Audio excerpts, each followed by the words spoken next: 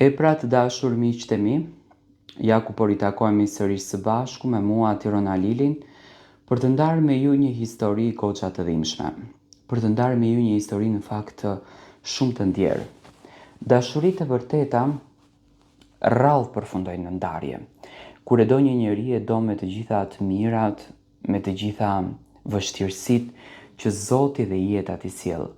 Dhe pikërisht historia që të ndaj sot me ju këtë tregon sakrificën e kësaj gruaje, durimin e kësaj gruaje për të ruajtur familjen edhe kur e keqja i ka trokitur në derë. U martova me njeriun që e doja, jo sepse ishte i pasur, jo sepse jeta në fakt më premtoi rehatin, por sepse zemra ime e zgjodhi atë, edhe kur një zemër realisht nuk kapon. Dashuria jonë nuk ishte perfekte, por ishte e vërtet.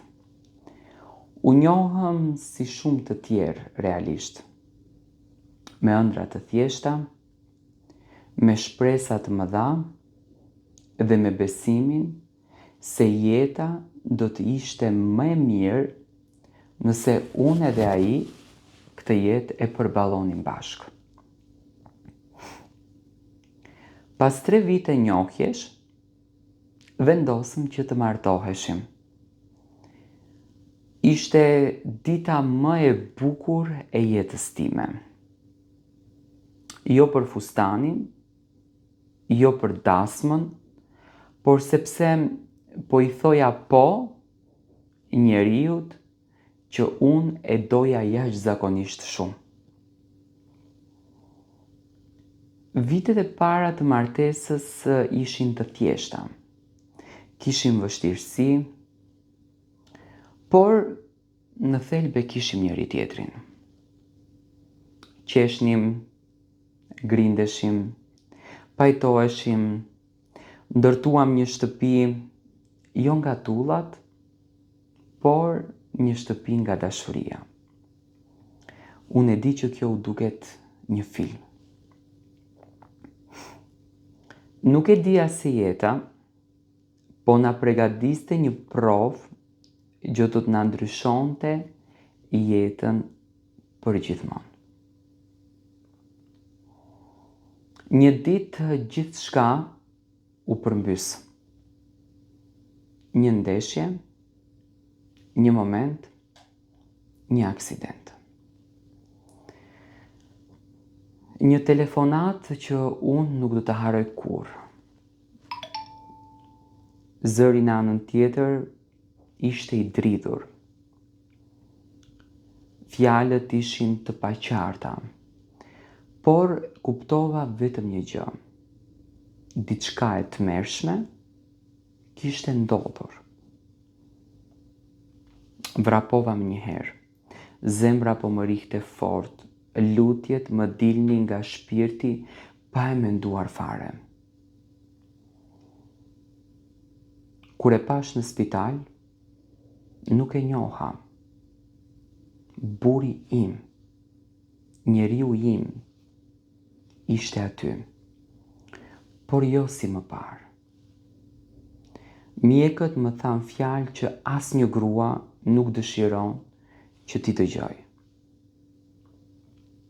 Buri im i kishte humbur këmbët. Në atë moment bota ime u ndal krejt, nuk qava më një herë, nuk bërtita, thjesht u mpiva. Mendja më bërtiste, pse ne? Pse ai? Pse tani?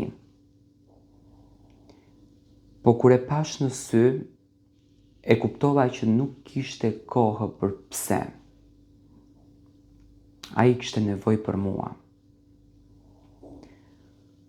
Ditët e para realisht ishin shumë të errta.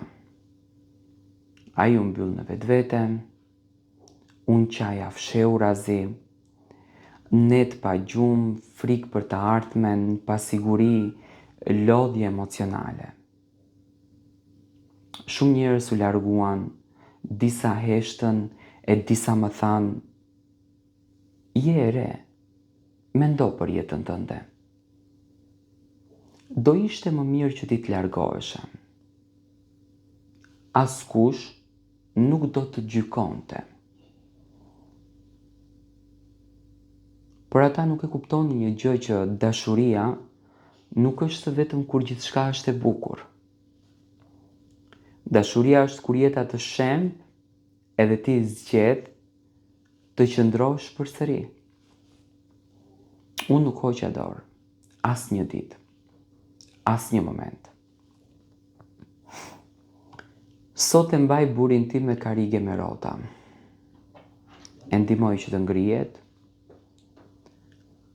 të vesh rrobat, të përballoj dhimbjen, të përballoj dhe botën. Nuk është e lehtë, ka ditë që jam e lodhur, ka ditë që qaj në heshtje, ka ditë që më duket se nuk kam më forcë, por pastaj ai më shikon edhe më thot: faleminderit që nuk më le të vetëm. Dhe aty e kuptoj që forca ime nuk është e lodhur. Sepse dashuria ime është më e fortë se dhimbja. Ne nuk jetojmë jetën që kishim planifikuar, por jetojmë një jetë që ka kuptim. Ka mësuar se dashuria nuk matet me fjalë, por me qëndrime, me sakrifica, me durim dhe me qëndrueshmëri. Ka mësuar se gruaja nuk është e fortë sepse nuk qan, por sepse vazhdon edhe kur shpirti i saj dhëmb. Ka mësuar se besnikëria nuk është vetëm premtim në altar, por zgjedhje çdo ditë. Sot kur e shty karrocën e tij, nuk ndjej turp, por ndjej krenari, sepse unë nuk jam thjesht bashkëshorte, por jam mbështetësja e tij, unë jam këmbët e tij, unë jam shpresa e tij. Dhe nëse dikush më pyet, a do ta bëje përsëri, përgjigjja ime është e thjesht po, pas një dyshim. Sepse dashuria e vërtet nuk ikën kur jeta bëhet e vështirë. Dashuria e vërtet qëndron dhe unë zgjodha në fakt që të qëndroj. Këto janë fjalët të ndjera të kësaj gruaje, kësaj zonje të nderuar, e cila në fakt ka sakrifikuar. Unë dua të jap vetëm një mesazh që ti nuk e bër gabimin. Ti ke ndërtuar një kala jashtëzakonisht të bukur, që vetëm ti ja di kuptimin asaj kalaje që ke bërë, vetëm ti ja di vlerën asaj kalaje. Njerëzit në jetë edhe mund të bëjnë gabime të tipit që t'i lënë njerëzit e afërt vetëm në vështirësi dhe të largohen. Por jo, familje e lumtur është e familje që vazhdon të ndërton jetën, vazhdon të ndërton gjithçka, edhe kur bota në thelb i merr çdo gjë.